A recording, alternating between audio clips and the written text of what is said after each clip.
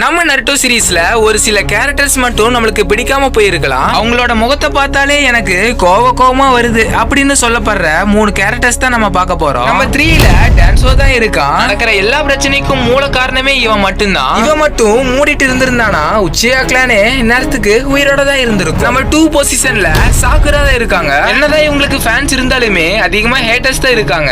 Sakura சின்ன வயசுல நருட்டோவை had பண்றதும் சாசுகே முன்னாடி நருட்டோவை தரம் குறைவா பேசுறதும் இவங்களோட பழக்கமா வச்சிருப்பாங்க. நம்பர் 1 பொசிஷன்ல இருசன் சருட்டோபி. நீங்க யாருமே எதிர்பார்த்திருக்க மாட்டீங்க எதனால இவங்களுக்கு ஹேட்டர்ஸ் இருக்காங்கன்னா, குசினா சாகும்போது நருட்டோவை பத்திரமா பாத்துக்கோங்க அந்த பொறுப்பை இருசன் சருட்டோபிட்ட தான் கொடுத்திருப்பாங்க. தேர்ட் ஒக்காகே நருட்டோவை பத்திரமா பாத்துக்கிட்டாலும் ஊர் மக்கள் அவனை ஒதுக்கி வச்சிருப்பாங்க.